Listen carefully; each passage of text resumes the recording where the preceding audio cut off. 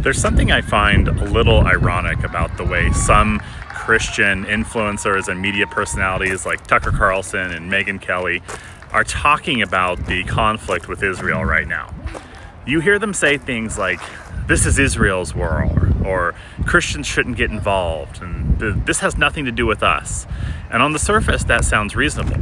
Christians aren't called to blindly support any government, not Israel's, not America's, not anyone's. But that framing misses something very important, because the people attacking Israel right now are not doing it over tax policy. They're not doing it over some disagreement on healthcare. They're definitely not doing it over some minor political squabble. If you read the Hamas charter or listen to the rhetoric coming out of Iran's leadership, you start to see something very different.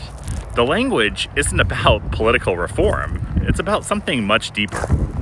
Faith, identity, the belief that Israel and the people who live there should not exist. That's why the rhetoric so often includes phrases about eliminating Israel entirely. That's not a political dispute. That's an existential one. Now, here's where Christians need to be careful. The Bible does not command us to blindly support the government of Israel. Governments are human institutions. They can make wise decisions and they can make terrible ones. But when the hostility towards Israel is rooted in something deeper than politics, Christians should at least recognize what's really being said. Because long before modern geopolitics existed, the Bible described a world where hostility towards God's people would continue throughout history. Jesus himself said, "If the world hates you, keep in mind it hated me first."